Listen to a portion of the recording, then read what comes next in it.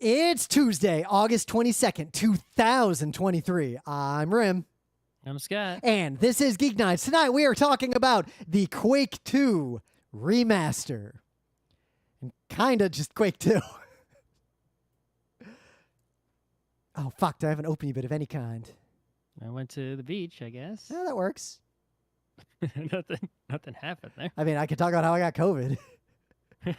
Again. I still have gotten it 0 times to my keep it up. I am keeping it up. Yeah. That's the whole plan. All right, I'll start with my thing and you can do your thing. Yeah, missed shows last week because I caught COVID for the second time. And, yep, so it seems moderately hard to avoid if you continue to live your life at this point, though Scott has continued to still avoid it, so hopefully you can keep that going. I don't know that I've avoided it. I just don't know that I haven't avoided it, right? Well, that's... it's possible that I've had it with no symptoms and no positive tests. That's the hardest part because I didn't actually get that sick. Like, I was being extra cautious because a lot of the evidence says that a big cause of long COVID is pushing yourself or like exerting while you have COVID and not giving yourself enough time to recover. So precautionarily, I was super, super careful. I was going to bed early, like not working out, like isolating. But before COVID, if I had felt that sick, I would have gone to work. 2, I wouldn't have even thought I was sick. I would have thought I was just tired. And that would have been the end of it. Like, I would not have even thought of the possibility that I am sick. The only reason I even knew it was COVID is because Emily came home from Michigan, where she definitely caught it, like, traveling around, like, at an airport in upstate Michigan. But she came home, and she's like, I got a slight tickle in my throat. I should take a COVID test. And there was the faintest little line. Well, yeah, I mean, that a faintest line means you've got it, right? Yep, a line's a line. It's binary. Every time I've done the test, there's been absolutely no line whatsoever. Like, not even a little bit of line. Yep. So any amount of line makes me think, oh, there must be some COVID in there. But had Emily not felt a tickle in her throat and decided to take a test, I literally would not have known and would not have changed anything. Like, I would have kept going to work and nothing in my life would have changed. So, well, good for the little free home tests. Good thing they exist.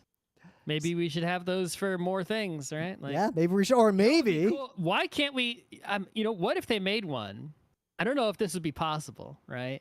Where it tests for like 5 different common illnesses. Right. So you do the swabbing, you put it in the liquid, you squeeze it out, and there's like a long test strip that's got like 7 lines on it. It's like, if you're sick, you put it on, and which line lights up tells you which sickness you have. I am pretty sure the only reason we can't have something like that is the combination of capitalism and conservatism and indifference. I'm just wondering scientifically if that's not possible. Like, does the liquid part have to be different for each one? Probably. Like, it would be pointless because you'd have to swab and liquid 5 times, so you'd be sitting there doing this like for an hour until you figured out which one you've got. I feel like the real important thing is just that I hope the mindset, at least in the blue parts of the country, has indeed become, if you feel sick, don't go out. Like, don't go to the party you were going to. Just like normalize. If you feel sick, stay home. Yeah, I mean, that's good no matter what disease. Yeah, that's something people should. I mean, even before COVID, nothing annoyed me more than being at like a PAX and like getting into a line for something, and then the person in front of you is like clearly like dying of the flu.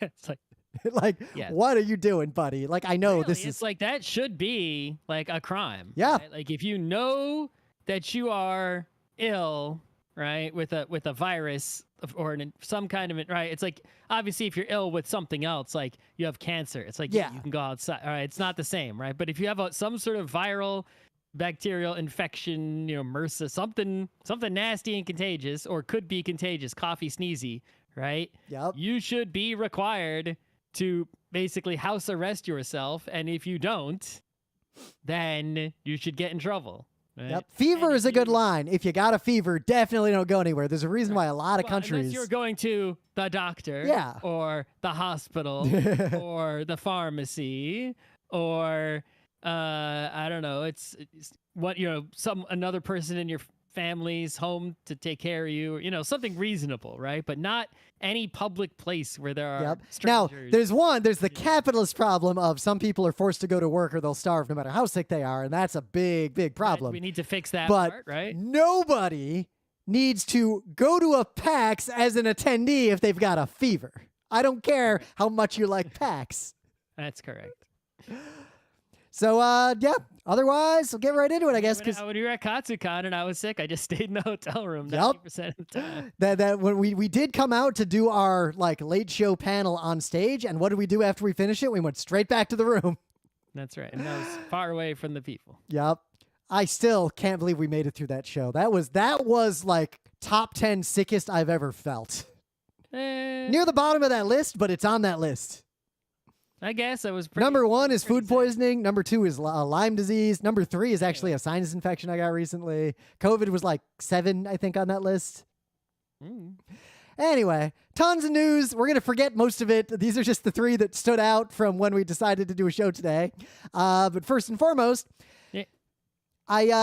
I had Atari 2600 that was gifted to us by our good friend the Cold Guy. That had I had one when I was young, and my family has like 5 of them. Like both grandparents had an Atari 2600. We also had an Atari 2600, as did our aunt and uncles. Well, you guys had a lot of money. My family. No, we didn't. Are you kidding? We didn't have money. You just blew it all out. Yeah, we probably like I come from. And I cannot, I talk about this occasionally. I know I don't talk about my deep past that much on Geek Nights. I come from a family of gamers. Like, gaming was central to my entire extended family's lives. Video gaming, card gaming, role-playing, D&D, just gaming. Yeah. But, we didn't go spending money on shit we couldn't afford. But we had an Atari 2600 that was collectively purchased, but ended up in our home. Yep. Well, we got more and more 2600s over time as they became zero cost because they were obsolete. We did not do that. But I got a 7800 before I got an NES, and they were out around the same time because the 7800 cost an order of magnitude less than an NES back then. It did not function very reliably, so it was not. Eventually, it just stopped being used because it was such a pain in the ass to try to, But I also had the 7800. I didn't know much better because what was I, 5? If I was my age, I could have done something about it. Yep. So I had, of course, a gigantic pile of Atari games, like nearly 100 actual cartridges, all functional, tons of different games. We had a handful. Well, because by the time I was in Pac-Man Combat, I don't know if we even had anything else besides that. When I was a little kid, we had like 20 or 30 total across the family, and we'd pass them around. But as I got older, remember we'd go to the gaming store when we were at RIT, and sometimes I would just buy like an Atari game for 25 cents. Like, they were not expensive. That was in Beacon.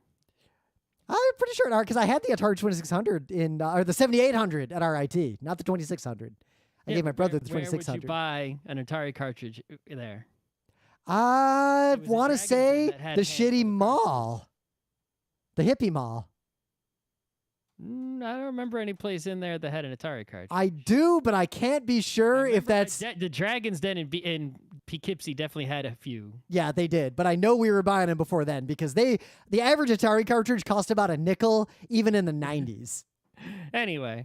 So I just recently gave all of my Atari away. Every Atari console, every controller, every game, everything. I gave them all away. And now there is a brand new Atari 7800 in a Atari 2600 case that is full featured and has HDMI and USB-C and just works, that was released by Atari, officially legit, that I could have used for all those games for $130. Yeah, I mean, so what's happening is there are plenty of people out there who you can buy consoles from that are not official in any way, shape, or form, but will play cartridges for all kinds of other, and they're totally legal, the vast majority of them, right? It's like, you can't get a top-loading NES. You can just buy this other thing that plays NES cartridges perfectly. It's not an NES, but it might as well be. And they're out there, right? But this is the first time, that I've seen a company come out and say, all right, well, we'll just make one of those, but official. Yep. And I it mean, looks you had the NES Mini, the Genesis Mini, the PlayStation Mini, but those are just like, little computers with some memory and a bunch of ROMs installed, right? Yep. An emulator. This is play the old cartridges, which is totally a different It's the equivalent of buying a modern record player turntable or a modern VHS tape player.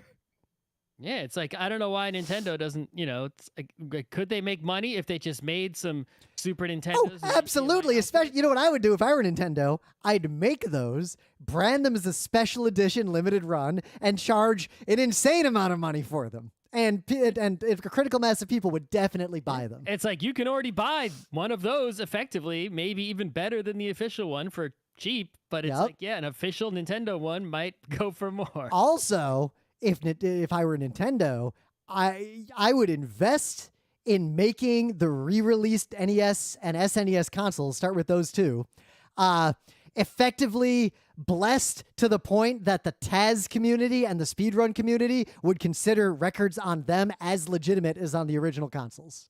Could be. That would be a huge, not only a huge selling point, that would actually, I think, be important to video game preservation. I think it would also be, the portable consoles would be better, right? Because it's like you could, right now, like I'm upgrading GBAs, right? It's like they could just sell official, GBAs that are upgraded, but they could probably do much better than anyone in the upgrading modding scene does, right? Oh, definitely. Plus, like, I can emulate a Game Boy. They can get the real buttons and not like these crappier buttons that I'm getting, right? Yeah, but also I can emulate a Game Boy, but I don't really want to sit at my computer or my TV playing an OG Game Boy game. Like, I want to play that on the go. Anyway.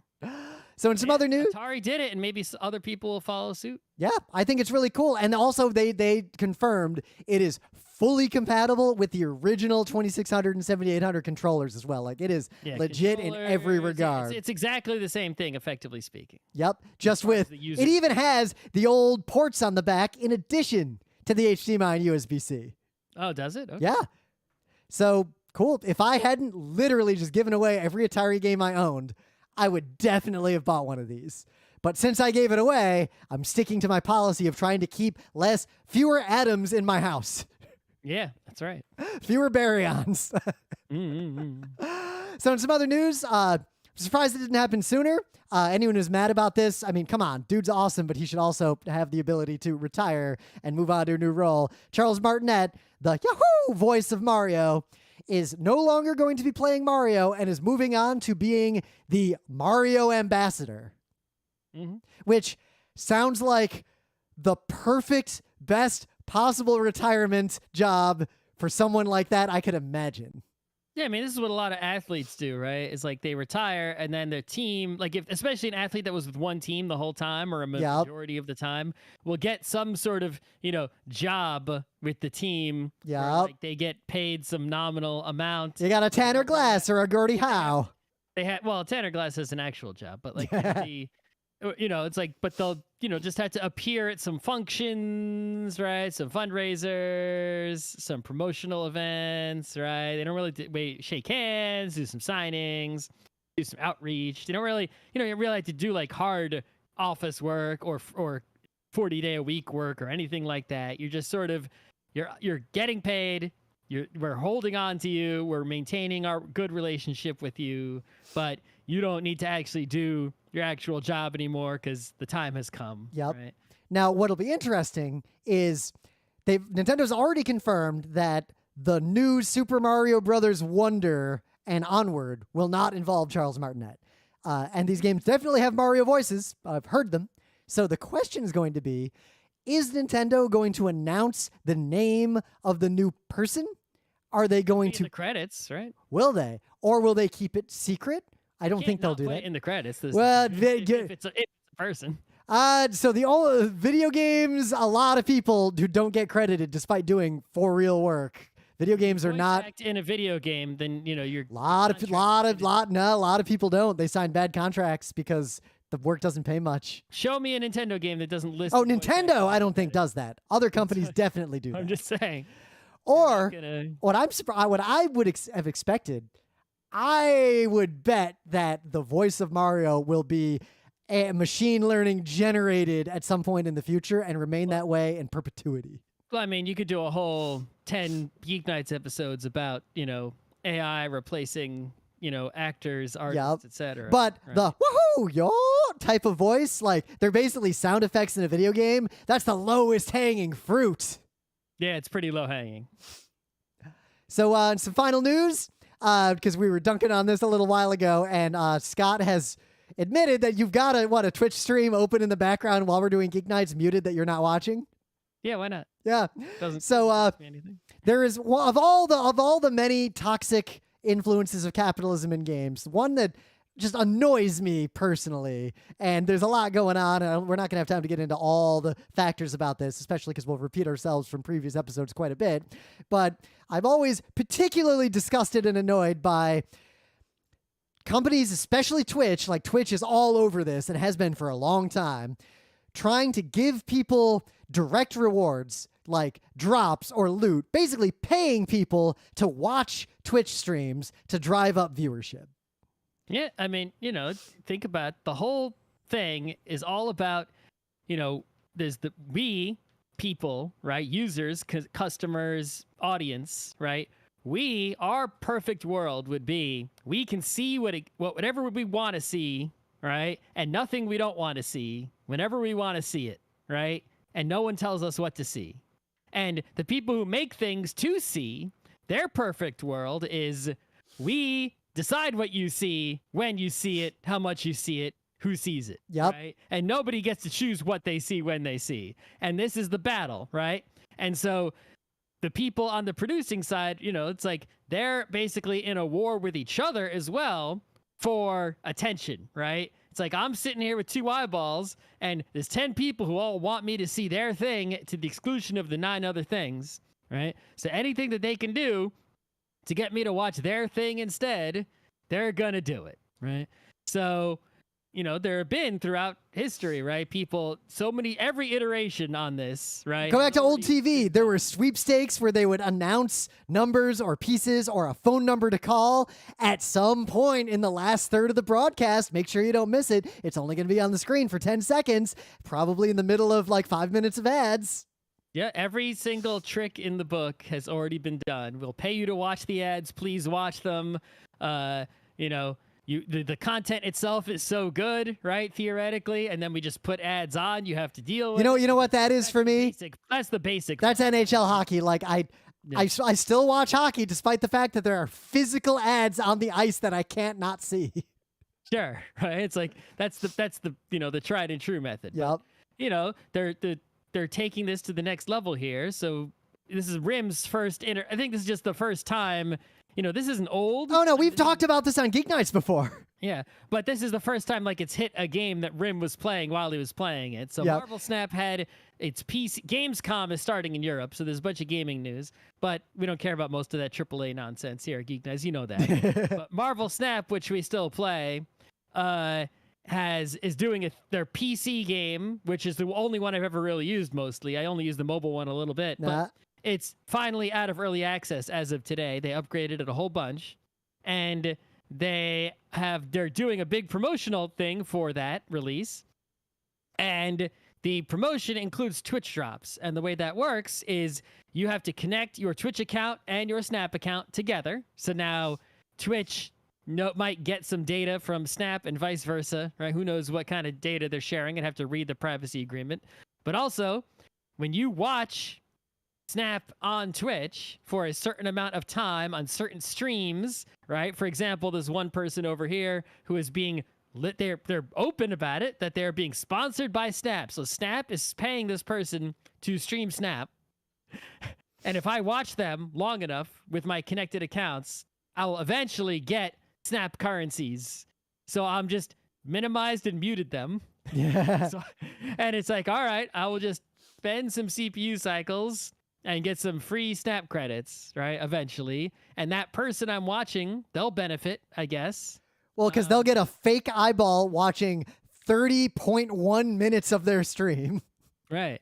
But yeah, this is the fun, I'm still waiting for the final straw to break with regards to, advertising people love their numbers to be fake so much, right? It's like they don't want to report the real numbers of things. Like the number of people actually watching for real and paying attention is so small. Like if those numbers got out, the ad buyers would be like, hell no, why am I'm not paying you nearly as much. Yep. Or Like, as no, often, right? so I paid you to have 10,000 people not watch this stream for a half hour and then log out the millisecond we gave them some pings in an app. Right. And then, but on the other hand, they've got this competing thing where it's like, we need to root out fraud and fake numbers. Well, we need to performatively show that we have put a nominal effort into rooting out fraud. Right. So this is this battle that's always happening between get the real numbers or get fake numbers that are inflated, but not too fake that no one will believe them. And you can see the extreme end of this by looking at what's going on at Twitter right now, where like, Ellen has got like, mostly bots following him. Yeah. It's like he doesn't want the real follower count to get out, but other interested parties want to know the number of real users, not get these bots out of here. So it's funny because Overwatch League tried to do something similar, and from all the articles, like I talk about Overwatch a lot because I play it a lot still, so I didn't want this. Just never made the cut for the news. Their problem was people who didn't even even the drops weren't enough to get people to watch the league matches on Twitch. Like people just didn't even go for them, didn't even bother with them. That they have to be something that people are willing to. Yep. And there's one thing that people want. They want Spider-Man, pictures of Spider-Man. Literal pictures of Spider-Man is what you get. Who doesn't want a picture of Spider-Man? They must have hired JJJ as a consultant here.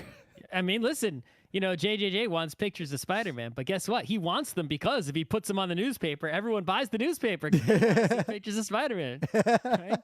He pays because he'll know you'll pay. Yep. And now we're cutting out the middleman. If you watch, if the real newspaper had pictures of Spider-Man on it, I'd buy it. Yeah, if at least the first newspaper that had a real Spider-Man on it. It's like, the New York Times cover was like, had Spider-Man. I'd be like, well, getting that. Thing is, you know how humans in society are. 2 weeks after the existence of a real Spider-Man was acknowledged, it would just be in the background. We wouldn't even think about it again. Just like, oh, Spider-Man did something. Huh, interesting. Yeah, anyway. He's out on the balcony. Spider snacks. All right, put a little marker. But anyway, things of the day. So a listener and a friend both sent this to me after I had already queued it up as my thing of the day. And the thing of the day is very short. It's a 2-minute, 30-second video that will walk you through a legitimately plausible chess opening, but it is in the style and framed not the way chess people traditionally frame these kinds of conversations, but more the way modern gamers frame these kinds of conversations. Because if you haven't paid attention, there's when we talk about chess on Geek Nights, we tend to talk about the top tier and the drama around that and how everything's a draw and AI is messing stuff up and the stalemate rules need to change and there's all that sort of space. But if you talk about Counter-Strike that way, that's the equivalent of, yes, it's the Counter-Strike Intergalactic Championships where the game is literally just who clicks on whose heads first around the corners and everything's memorized. Like it's a totally different game from how the vast majority of people play it. So all the people who aren't grandmasters at chess, who play chess for fun and have not exhausted the possibilities of chess, where chess is a really fun game, that community is growing rapidly and has been growing for many years now. Yep, Online chess has exploded. Chess is still hot. So now there's lots of YouTube channels and streamers and people who are playing chess who are not the stereotypical very old white man who seems gruff. Like, it's just gamers talking about this like gamers. So this video will walk you through something that is actually kind of close to the opening I used to always play when I learned that openings existed in chess. And that was how I beat my friends, because if you play chess with an opening, you will beat like 70% of people who don't know what an opening is, even if you're bad at chess. I've never bothered to memorize any kind of... I memorized the Polish opening and a variant on this one and like a couple others. Do I remember them fully? Yes, I think I do. Anyway, this opening gambit is titled the Intercontinental Ballistic Missile Gambit, and it basically involves making a few moves because unless your opponent is like Kasparov, they're not going to see it coming, like unless they know chess. And then you basically launch your queen into their back line like a flanker in Overwatch and fuck them up. And it's really funny as an opening to a chess person. And if you're playing against some amateur, they're going to make moves that are way outside what this video thinks they'll make, and I don't know if it'll work. If they make moves outside of that, though, it's almost easier to pull this stuff off. Maybe. But what I like about this video, too, is it actually does assume that you're going to play basically competent chess, and it just points out the few dangers that wouldn't be obvious. And it points out this one specific danger of if the opponent does this, don't be a fool, don't take the bishop. And you know what? Well, I immediately, before they said don't do this, I saw the move and I thought, oh, I'll take the bishop. And they're like, no, don't. You're a fool. I would have taken that bishop so hard and so fast in that situation. So yeah, that's what I got. Play chess. It's actually a pretty okay game, unless you're really good at it or really bad at it. Or anyone's memorized anything. Yeah. All right. So this video's this video is quite old, but it was uploaded to YouTube quite a while ago. But I only saw it during the Tour de France, which is already a while ago. But didn't have until now to make a thing of the day. But basically, when you look at the Tour de France or marathon or something, it's like there's official people who are like, on teams, driving support vehicles, supplying food, beverages, snacks, equipment support, etc. Right? Yep.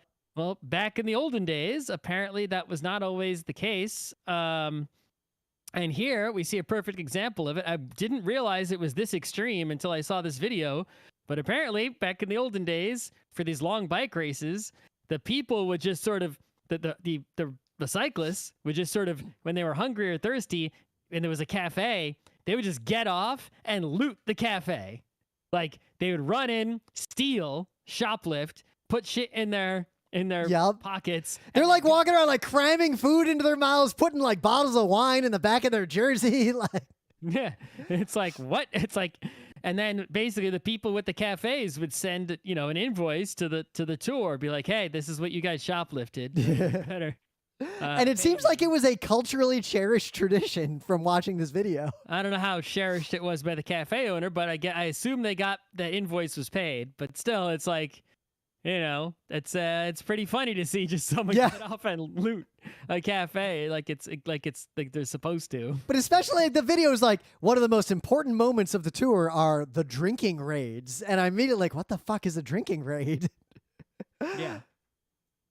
It's funny because what it starts to illustrate is a thing that we talk about occasionally and actually we talked about a little while ago, where the extreme optimization of any game, any sport, like any system, tends to become very different from the thing it was intended to be up to that point. Like baseball has the very small number of true outcomes. The number might increase or reduce slightly based on the rules, but most of the parts of baseball don't matter anymore. And as people professionalize, also a lot of fun aspects of sports and fun aspects of games become less and less prominent.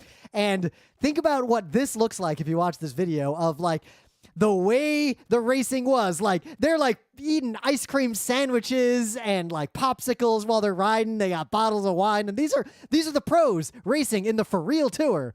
Nowadays, it is extremely scientifically driven riders with an infinite line of cars giving them highly tuned food and highly tuned beverages that they consume on a very strict schedule. It's like you almost took most of this fun out of it, but you made it faster. That could be fun from a certain perspective. It can. Yeah.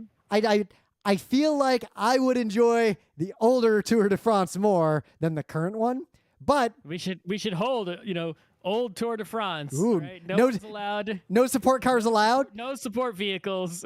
We stock cafes. You can only eat and drink if you loot. You don't loot it, you can't drink it. In the meta moment, the GeekNights Book Club book is The Murderbot Diaries. I picked this one. What we're gonna do, I have read 1.5 of the Murderbot Diaries. I've read 3.9 effectively 4 Murderbot Diaries. So far, each of them has taken literally one sitting. The first one, I finished eating dinner. I went to the park. I laid down on the bench in the park. I started reading, and then I finished reading, and the sun went down, and I went home. That's how long one book takes, like 2 to 3 hours. Yep. We went to Queensbridge Park. When I went to the beach. I read 1.9 books at the beach. Yeah. Yep. So these are pretty quick reads. So what we're going to do is we're just going to keep reading them and see how far we get, because there's a bunch of Murderbot Diaries. We're reading them in publication order, because why not? Doesn't really matter. The order the internet says to read them in. They don't have numbers on them, which is annoying. I had to look up what the order is based on the internet. I went to Martha Wells' website, which had a handy list in order, and that's what I used. You do have to read them in order. Like, they literally, they pick up right where the previous one left off, like immediately. There is no gap, and it's serial. So yes, you figure out the order even if the volumes don't have numbers. And what I'll say so far is that the deepest vibe is, think about the Aliens universe. The kind of capitalism, the kinds of companies, the kinds of situations, and it's that world as seen through the eyes of a low-rent security bot who doesn't want to do its job. Yeah, the security bot is, like, I thought it said Murderbot Diaries, and I was expecting, when Rim explained it originally, that it was going to be like an assassin, right? Like some military. It's like, man, I wish I was an assassin. I'm just like a rent-a-cop. Right. Like, all it does is kill, right? So then it has to contend with, like, all these issues. Like, my only thing I know how to do is kill these clamps, right? But it's a security bot, which is like, its purpose was to protect people, although it has many capabilities for violence. And that sort of, on the one hand, brings it in, right, to make more sense, but on the other hand, loses some of that anyway. Yep. But so far, I'm enjoying it. So at some point after PAX, we'll do the book club show on it, and we'll warn you how far we get. I'm probably going to read them all regardless, but we'll see if I read them all before we do the show. But with 2 flights to Seattle, I feel like I might just read them all. Yeah, how many have you read, listener? Where are you? Considering I just put up the post now, so the only listener who knew we were doing this book was someone who listened to the previous book club book on This Is How You Lose the Time War. The Geek Nights Book Club has done actually a lot of books over the years, not because we do them quickly, but because Geek Nights has been going. Has a lot of years. Yeah. 2005 was a long goddamn time ago. That's right. Also, we will be live at PAX West 2023 with an all-new panel. And while sometimes, if we have a panel that's a variation on a previous theme, Scott will call me out and say, it's not an all-new panel. It's like 20% new. This one actually is an entirely new talk. The problem is we already came up with an even better talk that we want to do after this one. But games you can't play. Sunday, 3:30 p.m. Eastern time. Not Eastern time. That's a typo I got to fix as soon as we finish the show. Seattle time in the Blue Morpho Theater. I guess will it be, the daylight savings won't be over yet, so it'll be PDT? Yeah, or just PT, and that way whether or not daylight saving time is applied is implied and doesn't need to be explicitly stated, thus avoiding confusion. I also was reminded again recently, because I was trying to set up a meeting across a bunch of time zones, and I knew this, but I forgot that I knew it, and I learned it again, that China is one big time zone. I didn't know that. Oh, I feel like we talked about this. We should go to the far western China. So, that's because Emily was in Michigan, and while she was gone. We talked about that already. Yeah, but far western China is going to be way better. Yeah, because think about that. Where Emily was is like a 8 to 12 hour drive from here. How far could you drive across China in 8 to 12 hours? I don't know. I haven't measured. I imagine not all the way. That's all right. So, weirdly, we have never talked about Quake, Quake 1, Quake 2. The only time. About Quake Live. Yep. We talked about death matches. We've talked about these things, but we never did an episode directly on Quake 1, 2, 3. Yep.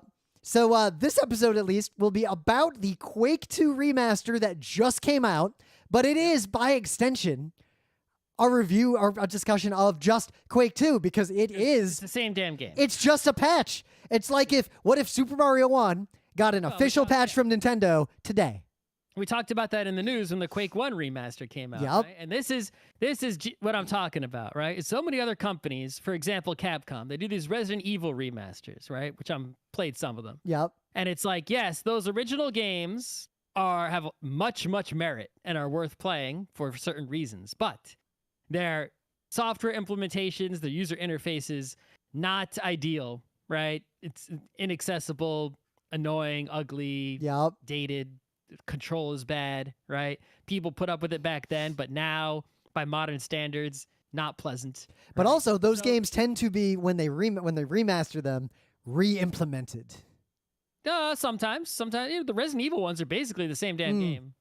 And it's like, and then they charge money for it, right? Because it's like they had to put a lot of work into that because they basically rebuilt a new game that just happens to be the same as some other game, right? Yeah. It's like, and so there's that kind of remake that happens. Then you've got like Nintendo, which does like sort of like a HD remaster, which almost feels like they didn't put too much work into it. Not like the Resident Evil ones, where it's just like they're basically just taking like a Wii game or a GameCube game and making it HD and recompiling it and just getting it to run on a Switch and upping the resolution, and it's still the same damn game basically. Of course, then they have things like the Link's Awakening remaster, which was like that was a work of art. Yeah, that's a complete redo, right? So here, what they've been doing down, I guess, but the company is Bethesda now, right? Yep.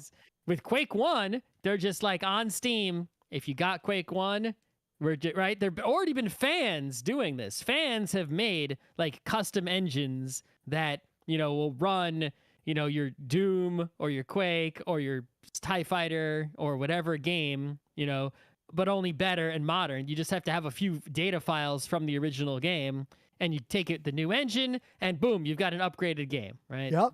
That's suitable for the modern times. But here they're like, you know what? If you already own the game on Steam, boom, it's upgraded. Because it's just a patch. It's just version. I forget what version number is. It just has a version number. Yeah, they did it for Quake 1. And then for Quake, it was rumors, because QuakeCon happened, right? That it was going to come out, QuakeCon, that they would announce it. Not only did they announce it, they released it. It's just like, hey, guys, if you have Quake 2 on Steam, it's upgraded now, and if you don't, well, you can buy it. It's discounted now. Yep. And now you can enjoy Quake 2. And not only did we upgrade it to be, basically better than all the fan-made engines out there and everything, but we're also going to throw in a whole new, campaign, and we're going to throw in the Quake 64 campaign also. Yep. Because if you way back in the day, there was Quake 2, Quake and Quake 2 for Nintendo 64, and those had different maps and I think they had just different enemies. Basically, they were different. The game part was different. It wasn't just the same game. Sort of, watered down to work on an N64. They actually changed the game. So. Yep. Now, full disclosure, I will admit this: I have never played through even a material amount of the single player Quake 1 or Quake 2. I mean, it's basically just, it's 3D. You can aim up and down, unlike Doom, right? Yep. And it's fast and full of enemies everywhere. And there's some, get the key, find the door, find the secret stuff going on. And then there's a lot of annoying platformy parts where you fall in lava. That kind of sucks. Yeah, well, partly because it's fascinating to play these again, because I was poking at the single player of both Quake 1 and Quake 2, just wanted to see. These games, on one hand, they have a lot of annoyances. Like game design, like level design as a science is better now than it was back then. They added a compass to this one, or which at least draws like these. You enable it and it turns these green arrows to show you where the hell to go. Yep. It would be somewhat unplayable without it. There'd be parts where you'd be like running around in circles, like not knowing where the hell to go. Yep. Not for that. So, but when these games came out, like there weren't games like these before, and that is something you need to internalize if you play these games. Yeah, these were the ones. Yeah, people don't remember who weren't around then, but basically 3D cards for your computer became a thing, and so the two games that were like the big time games that came out were. There was a battle between Quake 1 and Duke Nukem 3D, right? And you know how that Duke Nukem Forever, right? The sequel to Duke Nukem 3, you know how that went, right? But the sequel to Quake, well, that actually happened, right? So, Yeah. oh, we know who won that battle. It wasn't in the video game magazines. They made it out to be like, it was a SNES versus Genesis battle. It wasn't. Quake just won. Yep. Right? But also, you need to understand too, how fast the iteration cycle was between when Doom 2 came out and Quake 2 came out was not that long. Like, Quake 1 came out in like summer of 96. Duke Nukem came out a few months before that in 96. Quake 2 came out in 1997. Mm-hmm. Quake 1 was already obsolete within a year of Quake 2 coming out. Right. So wait, Quake 1 came out when? 1996. Right. June of 96. Doom 2 was 94. So in just 2 years, we went from Doom 2 to Quake 1. Yep. And in less than a year, we went to Duke Nukem 3D, which was actually really impressive for like what it was, which was predating Quake 1. And then Quake 2 just comes in less than a year after Quake 2. After what month did Quake 2 come out? About a year after. And Quake 2 just destroys the entire landscape. Yeah. Quake 2 was like one of the biggest revolutions in video games up to that point.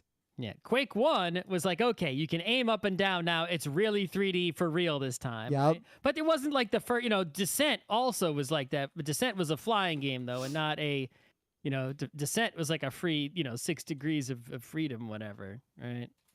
Yep. When did Descent 1 came out? 95. So same Yep. time as like Doom 2. So we already had the 3D games, right? But Descent was a lot more like Quake 1 and sort of, right? And then Quake 2 was like, all right, now we're going to, was the polishing, right? It's like they didn't polish the Quake 1. It's like they had it and they got it out when it was enough. And you know why it was a groundbreaking game? Because we'd never seen anything like that before. No, never, yeah. I mean, like other than Descent, right? But yeah. It wasn't an FPS. And, Descent is not easy to play even today. Not because it's hard to get the software to run, but because 6 degrees of freedom flying is just difficult. Yep. No matter what your controls are, even if you have a VR helmet, it's difficult, right? But then Quake 2, not only was it just polished, Quake 2 had things like cutscenes, NPCs that would interact with you, like a kind of for real story. Like the single player mode is big. I only didn't play it for other reasons we'll get into. The story isn't that much. The story is aliens invaded and now we're going to invade them back. Yeah, but compare that to the story of Doom. There's no NPCs in Doom. I don't think there's even any NPCs in Quake 1. But yeah, just, the polish of Quake 2, right? It just polished Quake 1 in so many ways. And it's right? partly because this was an era where you mentioned the 3D cards, but a few other things were happening. In around when Quake 2 came out is also when a bunch of neighborhoods across the United States got access to some of the earliest broadband. Like there were cable modem deployments all over America in random towns. And also modems were getting, like the 56K era was fully there. So, and computers, not even 3D cards, were just getting faster and more people had them. So we had this confluence of the technology was evolving so fast, and a game came out that took advantage of that evolving technology over the course of the Quake 2 iterations, and it was the perfect storm that changed everything. But yeah, the reason I never played the single player was that was an era in my life where, because I had a cable modem and because I was already deep into Quake 1 and Doom online play, all I wanted was deathmatch. All I wanted was multiplayer and mods. I literally did not care that there was a single player game in Quake 2. I bought it solely to play online with my friends. That's, if that was a thing you could do, right? When that wasn't a thing that existed before then, really easily. What other game was there that, I mean, Doom and Quake and Command and Conquer, all those, you could do that, and I did it. You could, but it was... Not everyone could. In middle school and high school, I knew like 4 or 5 other people who were capable of doing it with me. Yeah. But by Quake 2, like everyone in the neighborhood had Quake 2. Like people would be playing Quake with each other after school. No, it was for some reason it was easier to play. Quake 1, it's like, people had to like upgrade Quake 1 with all sorts of mods to like get it to do, it was GL Quake. It was like an extra thing, right? It wasn't the default, right? Yeah. Whereas Quake 2 was basically all those things from Quake 1 that were you need to add to Quake 1. You didn't need to add them to Quake 2. Quake 2 had them built in because it was Quake 2. So I guess in terms of gameplay, because I have the most experience with the multiplayer, and I think it's worth pointing out that Quake 1 is interesting to play multiplayer, like deathmatch in particular, capture the flag, or all the things you can play. But it really is limited. Like, it really doesn't hold up to a significant amount of play, even if you double down and try to get good. The variety and the polish of Quake 2 make it so much more of a game. Like, it is such a compelling multiplayer experience compared to Quake 1 that if you haven't played either, I almost wouldn't bother with Quake 1 unless you're interested in the history. Quake 2 is the revolution. Right. Well, Quake 2 also, it's like, yeah, there were plenty of mods for Quake 1. Yep. But Quake 2, that's where the mods really... I mean, Counter-Strike effectively came out of the lineage of people modding Quake 2 and then modding Half-Life. Action Quake 2. Well, Half-Life 1 was basically, right, like Quake Engine. Then they modified that a whole, a bunch. Yep. But it's like Half-Life 1 has a lot in common with Quake 2, right? You open the console, you got a lot of same commands going on there and stuff, right? Software technology-wise, Half-Life 1, it comes straight from Quake 2 almost. And then, Counter-Strike obviously is right on top of Half-Life 1. It's like all that's, and then the separate branch at this point, because Duke Nukem 3D died, right? Was the separate branch was the Unreal branch. Yeah. Unreal Tournament. That was the other. That was the the distant unrelated software, right? But all the Half-Lives and the Counter-Strikes and the Quakes, those are all like in the same family of the FPSs that still control the world. Yep. But like I played Quake 1 online a bunch with our friends, and then nobody really wanted to play it much anymore because we kind of got everything we were going to get out of it. I've been playing Quake 2 online kind of often with people, and I'm not good. Like, don't mistake that I'm good relative to like all the people out there who are great at Quake 2. But I'm about as good as I remember being. It's way fun. Like, it is, I would say Quake 2 multiplayer deathmatch is fun enough to be competitive with current modern online FPSs. Yeah, it's also really, really fast, right? Because especially compared to any FPS you're playing today. Quake if you're used to playing like Fortnite or Quake 3 and you go play Quake 2, I don't know how you're going to cope with it. And then go play Quake 1 is like faster than that. Yeah, it's sort of like driving, an F1 car, right? It's like you could be a professional race car driver. You've driven all kinds of fast cars, right? And then you try to drive an F1 car and it's like, oh, fuck. Yeah. It's like, straight into the wall on the pedal a little and it goes too fast, right? Shit, right? It's like, you have to handle it, right? In Quake 2, if you start running and you do a rocket jump, it's like, it's the guy's moving too fast and then you die before you see anybody. It's like, or you just run down the hallway and then you're in the lava and you died. It's like, what happened? It's just the gameplay is so fast and furious that there aren't a lot of games that capture it well. There's a lot of games that have tried, but honestly, I don't think a lot of them have really reached the level of gameplay polish that Quake 2 had. Mm-hmm. So what did they change in the remaster? Because they did make changes. Like, this is a new version of Quake. Graphics are dramatically improved. Yep. Widescreen just works. Like on a modern thing. High resolution just works. You can even do local, local split screen, right? Yep. If you want to do something like that. You can turn on and turn off if you had a video card with Glide that could support the color map, like the fancy color mapping, or didn't, you can turn that on or off because most people had video cards that didn't show all the colors Quake had or all the lighting that Quake had. It looks like you can get mods working. I haven't tried yet. That's something I'm going to look at later. They also made gameplay changes. They changed the recoil on the machine gun. They tweaked some of the mechanics. The machine gun in the original Quake was really made it hard to use. So now the machine gun is significantly better. It's like now it's what it should have been, which was a weaker chain gun, but it uses less ammo. Because you use the chain gun. Chain gun is amazing, but you run out of ammo, right? Because it's a chain gun. They fixed, quote, hundreds of level and gameplay bugs. Like, they just fixed bugs. Imagine a game like Quake, how it came out in 1997, the year 2023, 100 bugs just get fixed. That weren't the resolution to 4K. I don't know if you could do that on the old one. No, you definitely could not. right? And they also if you have a improved. high refresh rate monitor, you could run it at a higher rate. They fixed the AI on a bunch of the enemies now, to make them behave better in game. The Berserker even has a new leap attack, and there's like some of the monsters behave very differently. Really dangerous. That guy just yeah. But the best part is the things that they added that some insufferable nerds are complaining that it's not the Quake they remember. Bethesda straight up said, no, these were things we tried to do in Quake 2. We just ran out of time and had to release it. Like, we couldn't get them done. This was Quake 2 Remastered is our vision of what Quake 2 was supposed to be. Yeah, I love the fact that it's like it's not treated as like some separate game. It's literally just like they, after all that time, you did another version. I would love to see not just games, but like lots of software out there, right? That, just like that's been old and unupdated for a long time, but maybe someone is still using it somewhere. Like, just have a new version, right? Be like, you know what? What's an old software that does, I guess, Winamp has failed at this. Right? Yeah. It's not always going to succeed. I don't know if there's currently a WordPerfect out there, but I know a lot of people using old WordPerfect. It ties into our panel in that what was one of the first things we bought on Steam when Steam was not just the Counter-Strike updater but had things to buy? Both of us bought a pack of every id game ever.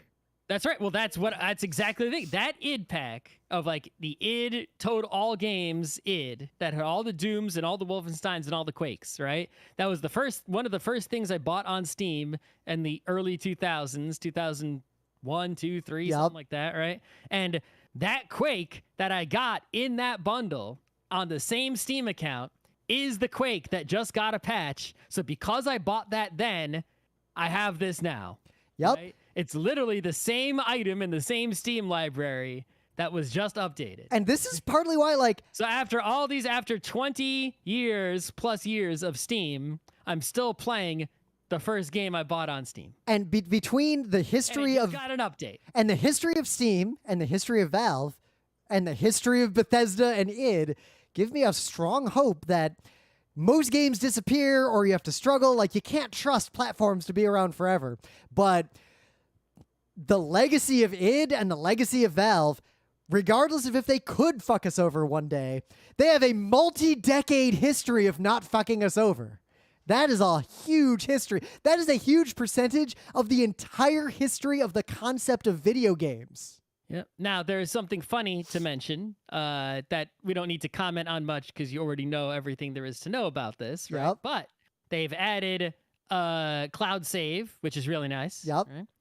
But they've also added crossplay. So somebody playing Quake on not a PC can play against someone playing Quake on a PC. I joined a crossplay server a couple nights ago. Like lambs to the cosmic slaughter. I wonder if you're lying because, in fact, if you try to play crossplay, right, it will not allow you to use mouse and keyboard. Whoa, because I enabled crossplay in the lobby. In the one we were playing, I checked the box. From what I've heard, if you play crossplay, everyone has to use a gamepad. That's a really good idea. Well, so we'll see. That's what I heard. I haven't actually attempted it. So... yeah, I will. Next time we play, I'll check that box and see what happens. Yeah, we'll have to experiment and verify. I must just be good against mouse people. Or, well, who knows? Or maybe that information's incorrect. Maybe Rim's lying. Who knows? Yeah. Anyway.